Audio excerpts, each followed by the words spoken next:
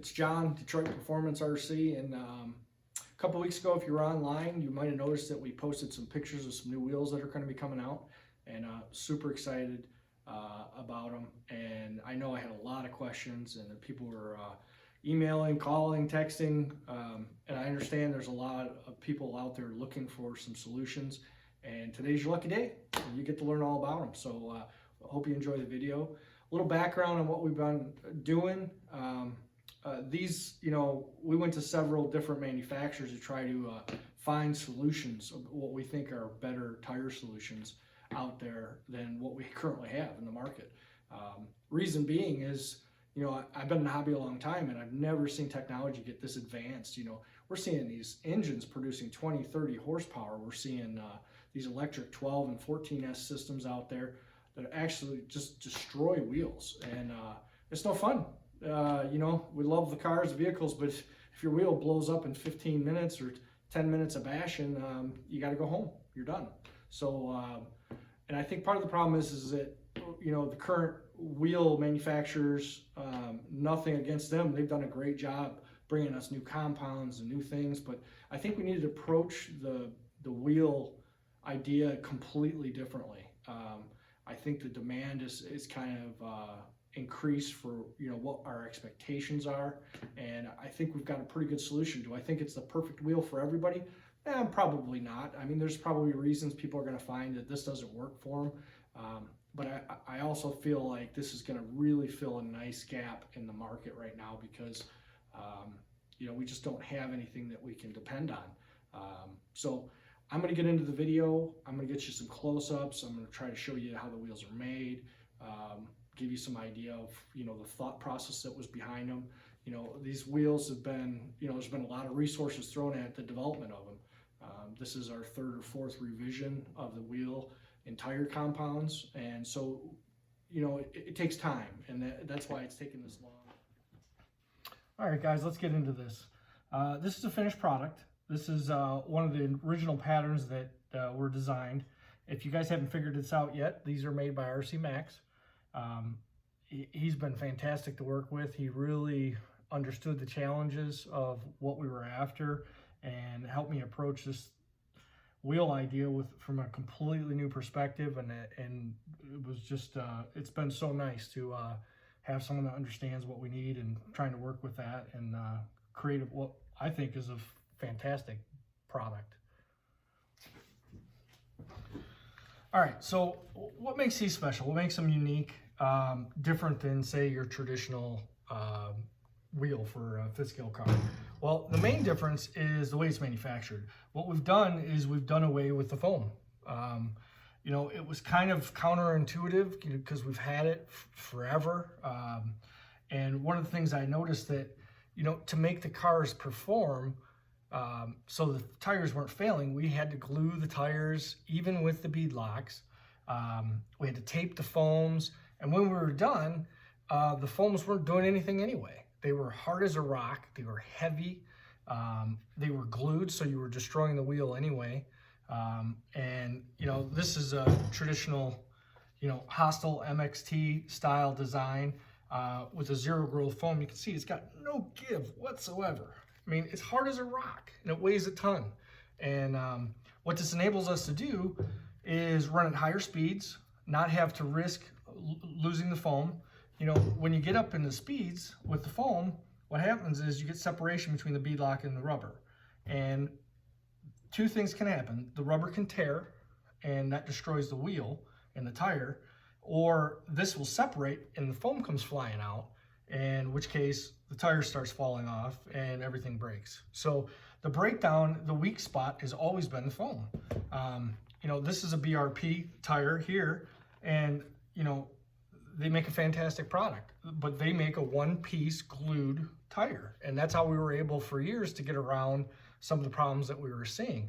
But recently we've even seen that because these engines are getting more powerful, people are driving them harder, the cars are getting better, even the foam itself was failing, even if it was directly glued. I mean, you can see where this one got damaged. And we'll show some videos and some performance videos and other things later on in a different segment. But basically you can see that this is your problem area. So that was the first solution. You know, we did away with the foams. The other thing that we didn't like about, you know, the current offerings out there is you had to have a wheel that was universal. This particular insert inside the wheel is made for a BRP adapter. You can see the 4 holes. We have multiple patterns. We'll have multiple designs to choose from for the center insert. And then we also have a set of inserts that are made for 24mm hex. So if you don't want to convert your car over to BRP adapters, you won't have to. You'll be able to just basically slide them on your existing stock setup. And that was one of the other things that was frustrating, because, you know, you have different offsets, you have different cars, the adapters don't always fit on the same car. So you just lose so many choices in your ability to put it on the vehicle that you need them on. So that solves that problem. One of the other things that we know about foams is, you know, even if the foam is performing really well when you first get it, as the foam ages inside the wheel, what happens is moisture gets in there and gets trapped. That moisture causes a couple things. It causes the tire to become out of balance, and so when you're driving the car, when the tire is spinning at speed, you're getting that bouncing, wobbling feeling. And that's from what's happening is the foam inside, and it can happen not even if you drive in wet conditions. It can happen just from ambient temperature outside. Say you hit a puddle. Well, this part of the tire and the wheel gets wet, and all of a sudden your tire is lopsided. You got a heavy spot in the tire, so it's no longer balanced. As you get up in speed, it's causing even more pressure on the wheel to perform, so it's breaking off. And then you're seeing all different types of failures like that. Now, part of the challenge with designing a tire from scratch is you want to be as general use as you can be. You know, everybody has specialized areas they drive on. You got grass, you got dirt, you got tracks, you got pavement. So we wanted a lot of different solutions. Having just the band allows us to make a lot of different patterns, a lot of different compounds. This particular one is great because it's a general purpose one. It kind of works on all conditions. There are going to be several, even when we launch, we'll have several tread patterns to choose from. There will be sand paddles coming up in the future. We'll have slicks.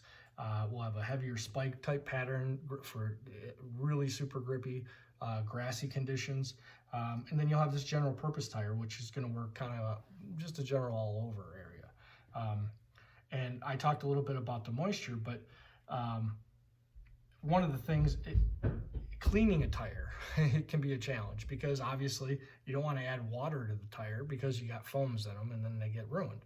Well, the beauty of this design is, and we've actually ran these, and we've had these things caked in mud, and I take them out, I take a power washer, hit some simple green on them in a power washer, dry them off, and you're good to go. Puddles, rain, wet conditions, none of those, this wheel is not affected by that stuff. So it doesn't limit the conditions that you can run in, or you don't have to worry about the maintenance necessarily aspect of the wheel. So let's talk about how the wheel's made exactly. And one of the things that I really liked about the design, you know, I started to disassemble this wheel so you can see, but you can see that inner band in there. You see that? You basically have two halves of a wheel. So you have a heavier half and you have a thinner half. The center gets pinched, that lip that comes down gets pinched in between the halves. That helps, besides the glue obviously, but that helps the tire stay on the rim, so you don't have the ballooning effect. What that's going to enable you to do is change the offset of your wheel. We're going to have different widths available, so if you use take that apart. If you used two thicker halves, you'll have a 4-inch wheel. If you use thick and thin, you got a 3-inch wheel. Use two thins, you got a 2-inch wheel. So we'll have lots of wheel widths to choose from. The other cool thing about it is, say you've got your insert, you get your wheel. Okay. Now, your wheel has a deep dish rim effect. That's a 1-inch offset. Now, if you take that and you put this on the inside of the pattern, you've got a central offset. You have no offset. You can put it. All right, let's talk about weight for a second. Weight can play a huge factor in how a car handles, performs, and how fast it goes. We took a cross section of some various tires. Get my scale out. Hopefully you guys can see that.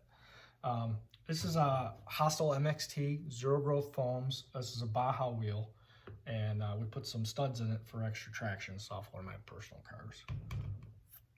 All right, 970 grams, over 2 pounds 2 ounces per wheel. This is a very similar wheel and tire. This is off of a low C, zero growth foams, Hostile MXT. 2 pounds 1 ounce, 935 grams. This is a Bishop Racing tire, Super Spike 190 diameter, which is comparable to these other ones in size. 747 grams, 1 pound 10 ounces. One of the things worth noting too is that over the years I've seen a huge variance in the weight of these wheels. So I don't know if they're just refining their composition of their foams. It's just inconsistency in the manufacturing process. But I've pulled out a tire out of the same box, 780 grams. I mean, that's a pretty heavy, it's a pretty heavy Super Spike. And then I pulled another tire out and it felt funny to me, so I weighed it and it was 650 grams. So you got over 100 gram difference in weight from one tire to the other. Same profile, same size, everything. Well, if I ship those out to a customer, you're gonna put a 780 gram tire on one side of your car and a 650 gram tire on the other side of your car. What do you think that's gonna do to the effect of the car itself? You know, the balance is gonna be thrown out. The car's gonna handle funny. It's gonna tax the transmission differently. So just not what you wanna see in a tire. Let's see. This is the new RC Max wheel. Obviously billet insert for BRP. This is our standard profile, call it our general purpose tread. Let's get it on a scale here. 1 pound 4 ounces, 574 grams. So you basically got the, even though it's a billet wheel, you've got the latest in class wheel of the group. So that's fantastic news for us. I mean, what we want to see is a really durable tire wheel combination that's lightweight, and in this particular case, they're waterproof too. So it really checks all the boxes. So we couldn't be happier about that. We're really, really pleased at the weights that they came out. I know Mike at RC Max spent a lot of time, you know, refining, you know, the wheel design, the tire design, the rubber compounds to try to maximize efficiency, durability, and weight. So I think he did a great job. We've got a great product there for you.